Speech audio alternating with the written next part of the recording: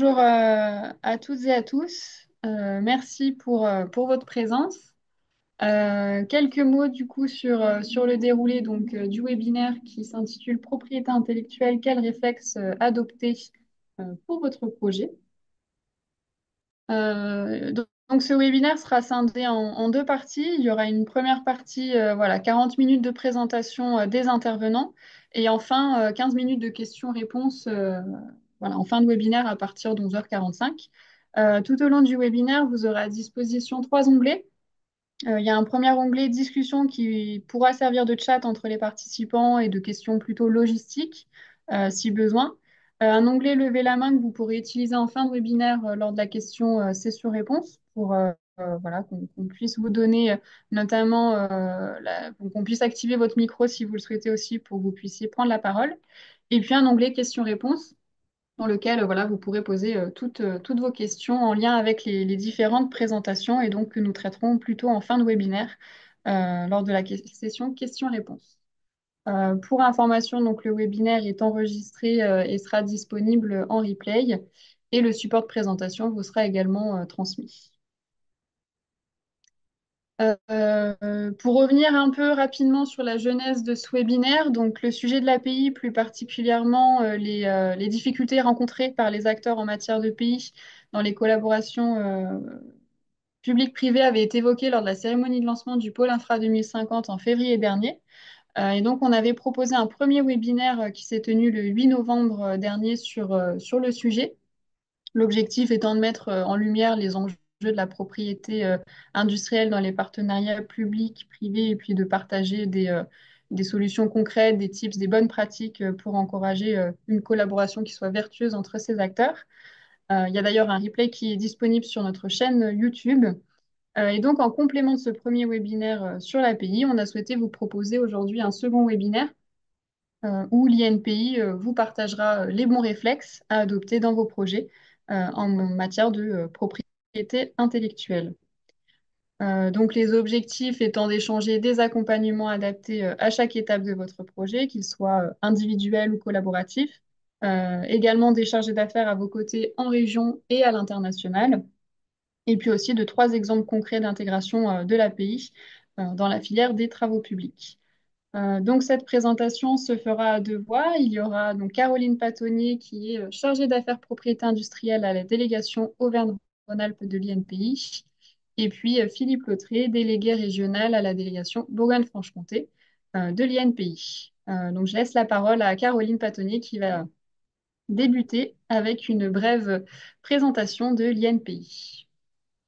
Merci Loane, bonjour à toutes et tous. Donc vous connaissez l'INPI pour sa mission de délivrance des titres de propriété industrielle, mais vous connaissez peut-être moins ses autres missions et son offre d'accompagnement gratuit pour les entreprises innovantes. Donc l'INPI, c'est un établissement public qui est placé sous la tutelle du ministère de l'Économie et des Finances et ses missions sont définies dans le Code de la propriété intellectuelle. Donc vous connaissez, comme je le disais, sa mission régalienne de délivrance des titres de propriété industrielle. Ça concerne chaque année environ 15 000 brevets, 95 000 marques et 5 000 dessins et modèles. On a également une autre mission depuis 10 ans. L'INPI assure l'homologation des indications géographiques artisanales et industrielles, comme la pierre de Bourgogne par exemple, le couteau Layol ou les tapisseries d'Aubusson. Et depuis 2 ans, on a également une nouvelle mission. L'INPI est l'opérateur du guichet unique pour les formalités d'entreprise. Donc ça concerne les créations, les modifications et les cessations d'entreprise. Et l'INPI tient également le registre national des entreprises. Autre mission transverse de l'INPI, c'est l'élaboration du droit dans le domaine de la propriété intellectuelle, la lutte contre la contrefaçon aussi bien en France qu'à l'international. On a également une mission de diffusion des données sur les entreprises et la propriété industrielle via Data INPI. Et puis enfin, une des missions dont on va développer un petit peu plus le contenu, ce sont nos actions de sensibilisation, de formation et d'accompagnement des entreprises. Et pour cette dernière mission, l'INPI est présent dans chacune des régions. Donc, nous avons des implantations dans chaque région en France. En Auvergne-Rhône-Alpes, comme vous pouvez le voir sur cette carte, nous avons la particularité d'avoir une délégation à Lyon et une autre à Grenoble. Et bah, nous sommes bien implantés dans chaque écosystème régional et nous sommes à vos côtés pour vous accompagner dans vos projets d'innovation. Ouais. Du coup, je me permets de compléter. Donc, Jason Quedret d'Infra 2050 également. Et donc, du coup, voilà, c'était pour vous dire qu'on on était là aussi dans les différentes régions, notamment région Bourgogne-Franche-Comté, Auvergne-Rhône-Alpes, pour pouvoir vous accompagner. Et on peut prévoir au besoin des rendez-vous croisés avec vous, Infra 2050 et l'INPI, pour creuser voilà, plus en profondeur vos sujets respectifs individuels. Donc, n'hésitez pas. Voilà, on est là en support pour vous aider. Merci. Nous sommes également présents à l'international avec des experts qui sont placés auprès des services économiques des ambassades de France à l'étranger. Donc, ces experts de l'INPI exercent leurs compétences sur plusieurs zones géographiques, comme vous pouvez le voir sur la carte, et couvrent près d'une centaine de pays. Alors, vous pouvez les solliciter gratuitement et ils peuvent vous accompagner, vous informer au sujet de la protection de vos innovations sur leur zone d'action. Donc, vous avez leurs coordonnées sur cette diapo et également directement sur inpi.fr. On vous a mis le lien. Donc, ces experts ont réalisé également des fiches pratiques sur la propriété intellectuelle sur leur zone d'action qui sont disponibles gratuitement sur np.fr. Alors, dans nos délégations régionales, nous déployons la gamme Coaching INPI. C'est un accompagnement sur mesure qui est dédié aux entreprises innovantes. Donc, la plupart des accompagnements proposés sont gratuits, comme le prédiagnostic propriété industrielle, qui est dédié aux entreprises qui sont novices en matière de pays. Alors, je vais parler de pays, hein, on parle de propriété intellectuelle. Ça permet à l'entreprise de découvrir la l'API, d'acquérir ses premiers réflexes et d'avoir un plan d'action sur mesure à mettre en œuvre. Le deuxième diagnostic à gauche sur cette diapo, c'est empreinte pays, c'est dédié aux entreprises qui sont plus expérimentées. Ça permet d'établir un diagnostic des pratiques pays de l'entreprise. Ça lui permet de se positionner et de repérer des axes d'amélioration dans la gestion de la pays. On a deux programmes spécifiques également, tout à droite sur la diapo. Le programme Startup, qui est un accompagnement dans la durée avec des plans d'action pays réguliers pour aider les startups à franchir les étapes clés de leur développement. Et puis également un programme Alliance Pays. Donc là, c'est un accompagnement très spécifique dans la durée pour les entreprises qui sont impliquées dans des projets de R&D collaboratifs ou des transferts de techno avec un labo de recherche publique. Donc, pour aider les entreprises à mettre en œuvre leur plan d'action pays, nous proposons une aide financière incitative qui s'appelle Passe Pays. Par exemple, nous pouvons prendre en charge une partie des honoraires du conseil en pays pour le dépôt d'un brevet en France, puis une extension à l'international.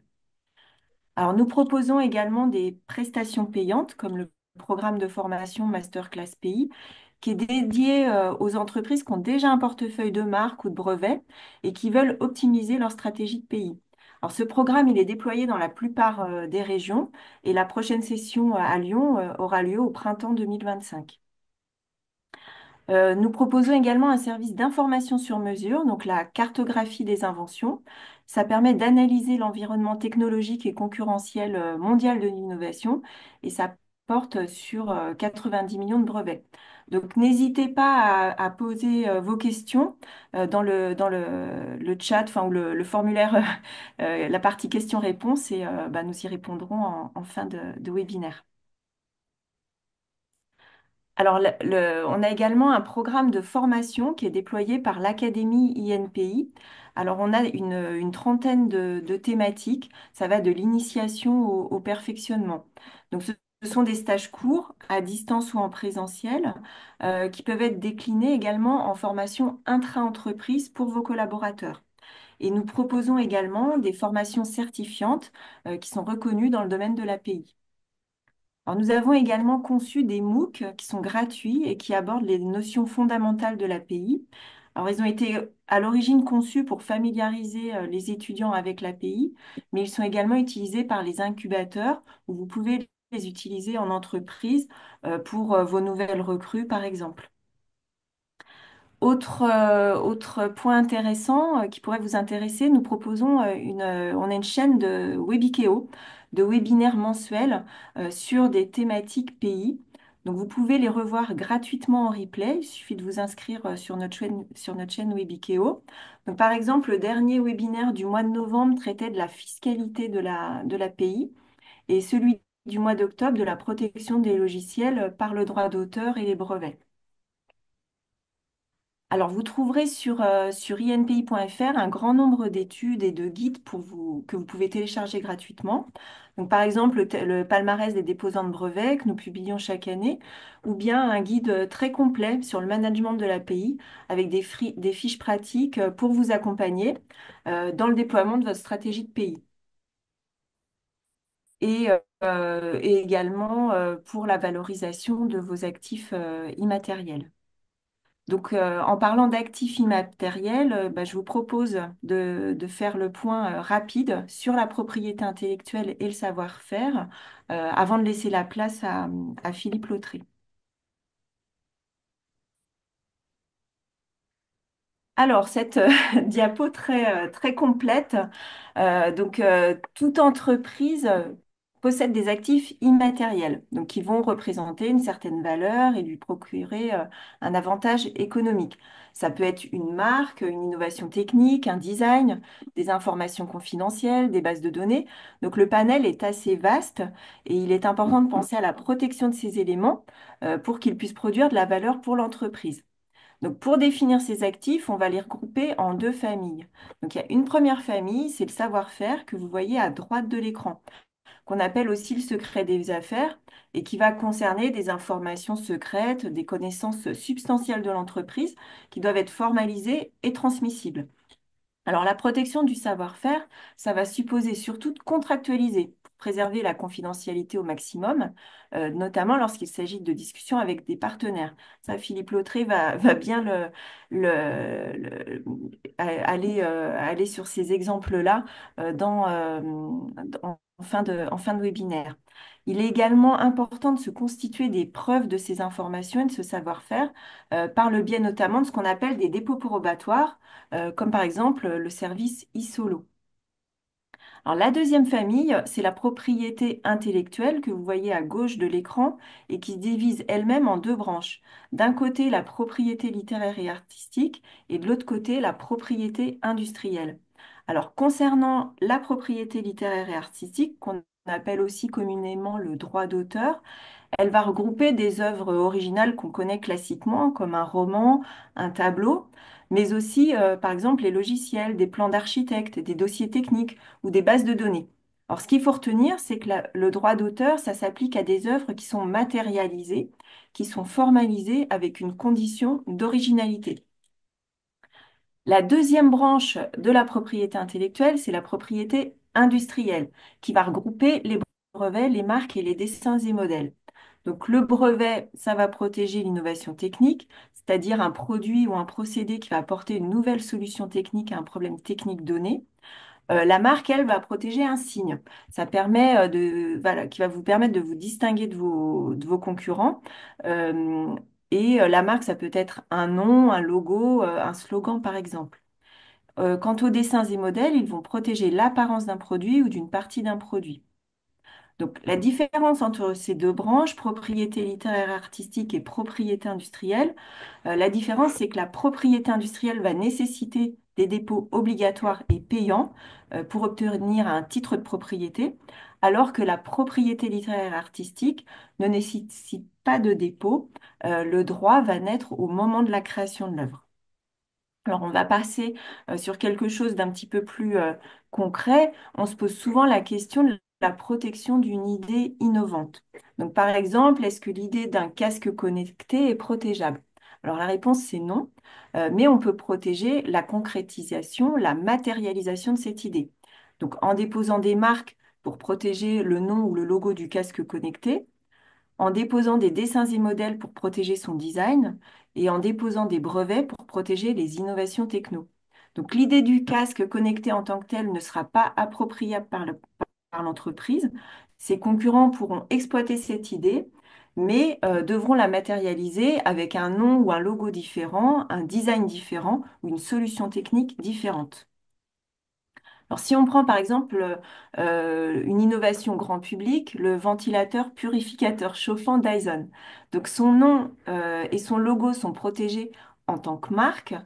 Son design original est protégé par dessins et modèles, mais on verra également qu'il est protégé par droit d'auteur, on va voir ça juste après. Et les innovations techniques sont protégées par brevet. Le savoir-faire, les procédés de fabrication sont protégés par le secret et le design du produit, mais également le logiciel de traitement des données sont protégés par le droit d'auteur. Et enfin, les bases de données sur la qualité de l'air sont protégées par un droit particulier, s'appelle le droit sui generis des producteurs de bases de données. Donc, en résumé, un produit innovant peut être protégé par plusieurs types d'actifs de propriété intellectuelle. On va d'ailleurs en détailler certains.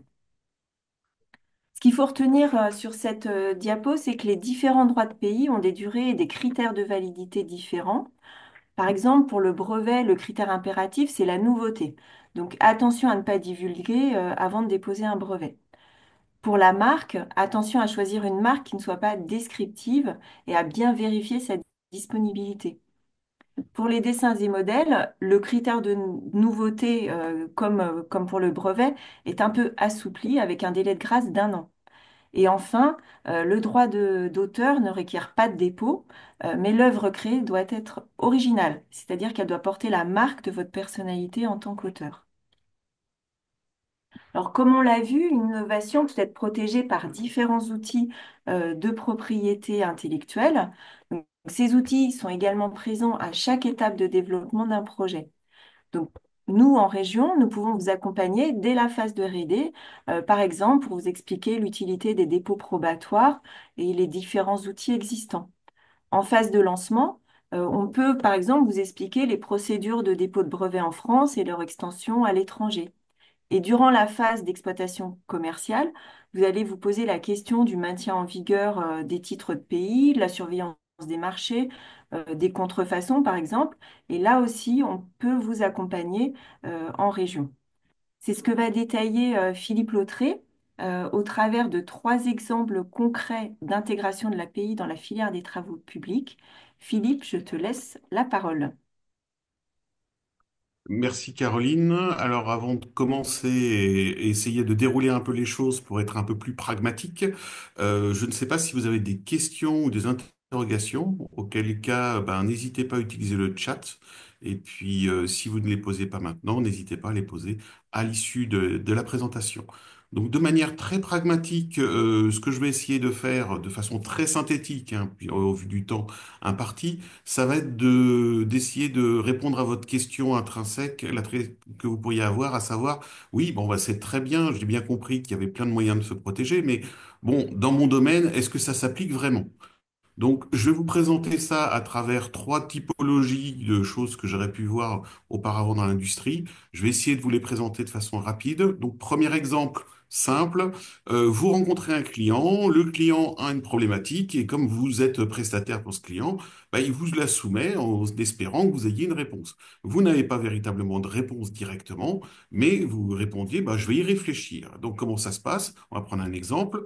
Vous connaissez la fabrication de murs de béton avec du ferraillage à l'intérieur et le fait de couler du béton dans ce genre de structure, en fait, être fortement ferraillé peut bloquer l'insertion de vibreurs et de présenter des dysfonctionnements. Le béton autonivelant qui existe, qui est utilisé aussi pour les dalles, fonctionne plutôt aussi bien dans la partie de remplissage, mais ne supporte pas une coulée depuis trop haut. Donc vous êtes dit, tiens, je vais peut-être essayer de trouver une solution plutôt que de le faire tomber d'en haut, de penser à un profil de branche qui permet une injection de béton par le bas. Donc, de manière très pragmatique, ça, c'est quelque chose que vous maîtrisez déjà. Vous rencontrez le client, il vous soumet la problématique, vous réfléchissez au niveau de votre bureau d'études et en interne à une solution, vous avez une ébauche de solution, vous la présentez au client, et à partir de là, les clients vous disent, ah bah oui, c'est pas mal, mais ça coûte combien, quelles sont les modalités, ça marche bien. Donc, vous continuez le développement par rapport à ça. Le client, au vu des résultats, se dit, oui, bingo, je veux partir là-dessus et je veux l'utiliser. Donc, vous développez l'industrialisation, vous l'industrialisez, vous produisez les produits et vous le lancez auprès de votre client et le client le propose soit sous sa marque et à son nom, soit avec une logique de partenariat. Et à l'issue, ben, vous êtes même dans l'optique d'en développer un suivant, une amélioration par rapport à ça. C'est un concept assez simple et en fait, il s'avère que toute la partie propriété intellectuelle peut se transposer sur cette graphe sous la forme première rencontre avec peut-être des échanges confidentiels dans un premier temps, qui nécessiteront des contrats de confidentialité, mais aussi une identification de client ou une meilleure connaissance de ce client, si c'est un nouveau, au regard de ses attentes ou de ce qu'il a l'habitude de travailler, en faisant une intelligence économique à travers les bases de données. Vous pouvez, après, au niveau de l'état de l'art, faire une recherche d'antériorité. Avant de présenter les résultats, pensez à dater avec des enveloppes solo, éventuellement envisager de déposer un brevet provisoire ou même de présenter un contrat d'étude qui permettra de faire en sorte que, avant que le client soit d'accord pour lancer les choses, vous apportiez justement un certain nombre d'éléments et les modalités de la propriété de ces informations-là. Le développement de l'industrialisation en interne et tous vos tests nécessiteront peut-être de la mise en place d'un secret en interne. Lorsque l'accord sera établi avec le client, un contrat, un brevet peut-être un peu plus étayé au regard du brevet provisoire que vous avez déposé, voire même un nom de marque. Et puis après, une logique de licensing, de la mise en secret au regard de l'interne, mais également de vos sous-traitants. Les contrats de distribution, une marque peut être un peu plus étayée si le client souhaite développer sa technologie. Vous avez tout à fait le droit d'avoir une marque sur la technologie Y, mais également sur le produit tel qu'il va être développé. Et puis après, des extensions internationales, la gestion des titres, les sous-licences éventuelles. Et même lorsque votre produit fonctionne et se développe, vous avez encore toute une logique de contrats qui vont être à établir et à revoir peut-être année après année, une veille et une identification peut-être des concurrents avec la contrefaçon. Et sur cette base-là, comme vous pouvez le voir, la propriété intellectuelle s'applique à tout niveau. Et l'INPI peut vous accompagner à travers les différents dispositifs que Caroline a présentés préalablement, avec justement l'accès aux bases de données gratuitement pour mettre en avant votre intelligence économique, tout un ensemble de formations pour mieux gérer la stratégie de propriété intellectuelle et puis la gestion des contrats de confidentialité ainsi que les dispositifs d'accompagnement passe-pays, par exemple, pour un premier dépôt de brevet, une recherche d'antériorité ou même des rédactions éventuelles de contrats. Il est possible également de faire des prédiagnostics. Alors, j'ai supposé que vous l'aviez fait auparavant parce que vous êtes fortement consciencieux là-dessus, mais même lorsque vous arrivez à la phase de production, vous pouvez envisager une empreinte pays, voire même une masterclass de manière à mieux développer votre technologie de gestion, votre technologie, la gestion de la propriété intellectuelle au regard de ces éléments que vous avez en plus. Voilà un petit peu un exemple. L'exemple que je prends de façon un peu plus contractuelle, c'est les bétons autoplaçants avec la réalisation de voiles. On utilise déjà les bétons autonivelants ou bétons autoplaçants dans la fabrication de murs. Donc, ce n'est pas que pour la partie des dalles. Et de ce fait, les problématiques que j'ai pu évoquer sont des problématiques réelles. Voilà pour le premier exemple. Je vais vous prendre un deuxième exemple qui est aussi peut-être quelque chose que vous avez l'habitude de rencontrer d'un côté ou de l'autre, à savoir la collaboration avec un laboratoire. Du côté de l'entreprise, votre entreprise collabore avec un laboratoire pour développer un produit ou un process innovant sur la base de vos savoir-faire respectifs. Un exemple qui s'apparente plutôt au domaine des sols et des enrobés. Les déchets d'enrobés sont coûteux à retraiter. Donc, vous envisagez de mettre en place une formulation d'enrobés qui permettrait d'intégrer les anciens résultats d'enrobés que vous extrayez pour l'intégrer dans de nouveaux enrobés. De ce fait, ben, La première développement, c'est que vous contactez un laboratoire correspondant, il y a une définition du cahier des charges, peut-être un état de l'art, un devis, et à partir de ça, au regard des propositions du laboratoire, il y a un lancement de collaboration, l'établissement de tests, prototypes fonctionnels, vous obtenez des résultats, ce qui fait que vous l'intégrez dans votre cursus de développement industriel, vous mettez en place les installations, vous mettez ça en production et vous l'exploitez sur la base des marchés. Les échanges continuent forcément avec le laboratoire sur la notion de publication, de royalties éventuelles qui auraient pu être envisagées. Eh bien, là encore, vous retrouvez des éléments de propriété intellectuelle. Comment est-ce que vous avez identifié que ce laboratoire est particulièrement pertinent ou compétent dans votre domaine? L'intelligence économique sera importante. Je ne pense pas que les échanges avec le laboratoire, vous souhaitiez que ça soit diffusé à tous et auprès de vos concurrents. Donc, il y aura peut-être un contrat de confidentialité, un NDA qui peut être signé. Et au fur et à mesure, une recherche d'antériorité brevet. Là aussi, avant le lancement de la collaboration, peut-être établir un contrat de collaboration. Je vous le conseille d'ailleurs fortement, avec peut-être un petit onglet que j'aurais pu rajouter, à savoir la négociation du contrat. Et puis, à partir de ça, les notions de secret en interne, externe. Lorsque vous avez des résultats, vous avez aussi des éléments qui permettraient d'aller un peu plus loin dans la partie de dépôt de brevet, par vous ou par le laboratoire conjointement ou avec des modalités de contrat d'exploitation qui détermineront la propriété aussi des titres. La notion de licensing, ce que vous développez dans les enrobés, est-ce que ça s'applique à tout domaine d'enrobé ou pas? Et ça va développer aussi sur un savoir-faire notamment sur la partie de comment mettre en œuvre les résultats qui ont été définis par le laboratoire. Établissement d'une marque. N'oubliez jamais que pour sortir un produit sur un marché, avoir une marque, c'est quand même un bon moyen de se différencier aussi, de façon à ce qu'on vous retrouve sur, je sais pas, moi, les réseaux sociaux ou même ne serait-ce qu'un client qui se dit, tiens, je veux utiliser le produit truc, et ben, il va taper ça dans un moteur de recherche. Les contrats de distribution, peut-être des brevets plus évolués au regard de ce que vous aurez pu rencontrer au niveau de la mise en exploitation, des extensions internationales de cette gestion des titres, et puis des sous-licences. Et là encore, après, de nouveaux contrats par rapport à des distributeurs, par rapport à tout un ensemble de choses, de la veille, et une attention particulière en regard de la contrefaçon.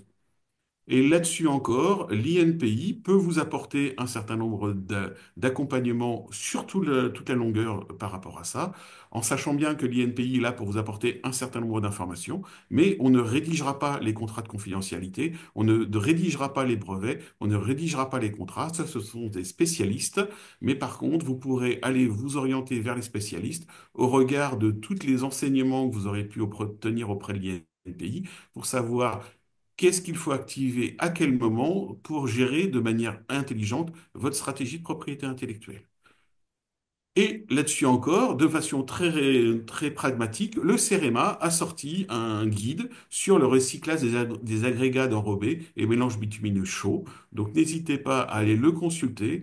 C'est disponible directement sur leur site pour montrer que, ben, en fait, il y a un certain nombre de choses que vous pouvez valoriser soit à travers des types de propriété intellectuelle, soit pour identifier le fait que le CEREMA soit un interlocuteur privilégié dans le cadre de ses compétences et de ce développement, dans les informations qui n'ont pas été affichées dans le guide, mais qui font partie de leur savoir-faire.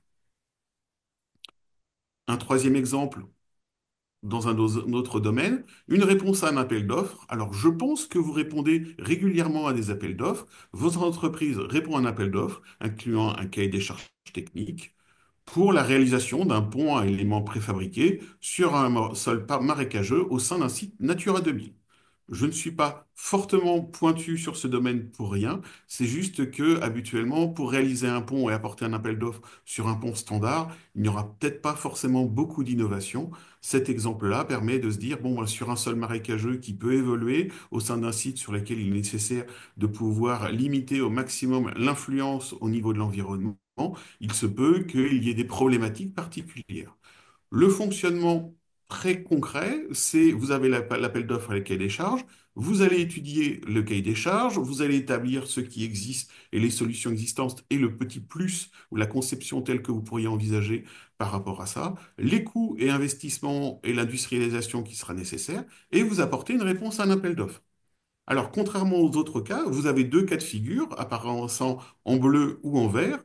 Dans le cas positif où vous êtes retenu pour l'appel d'offres, eh ben, vous lancez l'industrialisation avec tout un ensemble de rendez-vous ponctuels au fur et à mesure, et puis la production et la mise en place de ce pont par rapport à ça, avec une restitution finale, et puis peut-être un grand effort de publicité de votre part pour mettre en avant les compétences de votre entreprise dans le cadre d'un ouvrage qui n'était pas si évident à faire. Dans le cas contraire, ben, en fait, vous n'avez pas été retenu. De ce fait, ben, tout le travail d'étude que vous avez fait, peut-être que vous allez le documenter de manière assez complète et puis l'intégrer dans la liste des éléments, des prêts à lancer ou des prêts à développer ou des connaissances que vous avez développées là-dessus, de manière à pouvoir le ressortir rapidement en cas d'un autre appel d'offres approchant. N'hésitez pas aussi à mettre en place un petit travail de veille, à savoir que si vous n'avez été pas retenu et que si celui qui a été retenu fait apparaître un certain nombre d'éléments qui faisaient partie de votre appel d'offres, je pense que vous seriez un peu chafouin, pour pas utiliser d'autres termes, si jamais justement un certain nombre de votre savoir-faire viennent à transparaître à travers un autre concurrent qui en a pris le bénéfice.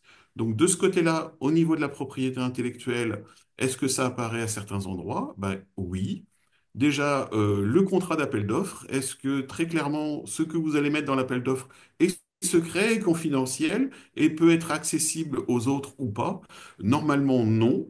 Après, ça dépend aussi des modalités telles qu'elles ont été établies et vous avez tout à fait la possibilité d'intégrer des clauses de confidentialité sur le savoir-faire que vous soumettez en cas de non-retenue de la part de l'appel d'offres.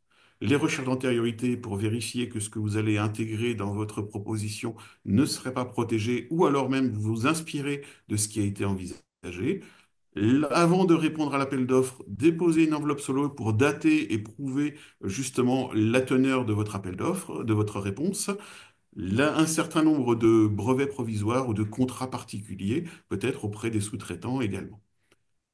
Si vous êtes retenu, bah, n'hésitez pas à déposer un brevet peut-être un peu plus complet parce que les coûts liés au dépôt de brevet peuvent être compensés beaucoup plus facilement lorsque vous avez un marché qui est récupéré et que vous avez peut-être de ce fait la possibilité de viser d'autres moyens pour avoir un monopole au regard de solutions que vous auriez envisagées. Et puis la rédaction de contrats et de relecture de contrats justement sur les appels d'offres sur certains petits points de détail, notamment les mises à jour au regard des degrés d'avancement. Le secret interne, le secret à partir des sous-traitants à prendre en compte. Et là encore, lorsque vous allez avancer, n'hésitez pas à prendre en compte la notion de veille, surtout si vous avez obtenu des titres là-dessus, et la gestion de la contrefaçon en France et à l'international. Et là aussi, étonnamment, la propriété intellectuelle peut être un outil qui peut être mis en place par le biais d'échanges avec l'INPI sur l'accès aux bases de données, des formations spécifiques, les éventuels accompagnements par le biais de passe pays ou de formations. Et sur cette base-là, je vous dirais, vous allez peut-être me dire, oui, mais bon, la construction de ponts ou d'éléments d'ouvrage, c'est quelque chose qui est connu depuis les années 1800 et quelques, voire même antérieurement. Donc, il n'y a plus vraiment grand-chose à protéger là-dessus. Bien écoutez, je vous dirais oui, sauf que peut-être certains petits éléments sont encore à protéger. Exemple, hop, merci Loane, un système de pont modulaire et son procédé de fabrication, un brevet déposé en 2020, donc assez récent, par la société Aevia Eiffage. Voilà. Bah écoutez, l'objectif, c'était surtout de vous montrer que, au regard de tout votre processus, vous ne devez pas hésiter à intégrer la propriété intellectuelle et de manière à avoir les bonnes pratiques et les bonnes méthodes de mise en place de cette propriété intellectuelle, n'hésitez pas à contacter l'INPI pour pouvoir mettre en place peut-être ou valider un certain nombre de points au fur et à mesure là-dessus. Vous avez nos coordonnées, les miennes et celle de et de la délégation Auvergne-Rhône-Alpes, et nos implantations telles que Caroline l'avait présentées auparavant. Vous avez aussi un numéro de téléphone direct, et n'hésitez pas à nous contacter aussi par le biais de Infra 2050, auquel cas il sera possible peut-être, je ne sais pas, Jason. Oui, Tout à fait. Et il sera possible de, voilà, d'organiser des rendez-vous conjoints INPI Infra 2050, voilà, directement au sein de vos entreprises ou sur un lieu, voilà, des différentes régions sur lesquelles on intervient, donc notamment la région Bourgogne-Franche-Comté, Auvergne-Rhône-Alpes et l'Île-de-France, voilà, au besoin. Donc complémentarité, voilà, facteur de proximité si vous avez des sujets. En tout cas, voilà, on est ouvert à toutes vos questions et à échanger voilà, plus longuement avec Voilà. vous. Avez-vous des questions? Alors, on voit dans le chat qu'il n'y a pas de questions-réponses. N'hésitez pas à lever la main pour qu'on puisse activer votre micro et vous donner la parole. Je vais me permettre, en attendant les questions, de rappeler deux petites choses. La première chose, c'est que si vous avez des ébauches de questions, des hybridations et que vous ne souhaitez pas les évoquer, n'hésitez pas à passer par Jason ou par Loan dans un deuxième temps. Vous n'êtes jamais à l'abri d'une bonne nouvelle. Donc, n'hésitez pas à vous renseigner. Et puis, je vous rappelle également que ce que vous ne mettez pas en place, vous, peut-être que vos concurrents les ont mis en place. Et tout ce que j'ai présenté peut être aussi mis en place au regard de vos concurrents, auquel cas, êtes-vous contrefacteur sans le savoir et est-ce que ça peut vous gêner dans vos développements? Informez-vous aussi. Bon, je vois qu'il n'y a pas de questions en tout cas qui viennent tout de suite. Ce que je peux vous proposer, alors du coup on va finir en avance hein, finalement. Mais ce que je peux vous proposer, donc le webinaire donc, sera disponible en replay. Le support de présentation vous sera également transmis. Donc si vous avez des questions qui vous viennent finalement après, n'hésitez pas à me contacter ou à contacter Jason ou à nous contacter tous les deux. On vous mettra aussi nos coordonnées dans le mailing avec le support de présentation et le replay. Et puis à ce moment-là, on pourra, comme disait Jason, organiser des rendez-vous croisés INPI, Infra 2050 et puis vous-même. Donc je vous propose voilà, de terminer le webinaire. Merci beaucoup pour votre présence. N'hésitez pas à revenir vers nous. Merci également Philippe. Ah, je vois dans le chat. Ah, merci. D'accord. Merci à vous. Et puis merci à Philippe et à Caroline pour vos interventions. Et voilà, n'hésitez pas à revenir vers nous en vous souhaitant une bonne journée et puis de bonnes fêtes également de fin d'année.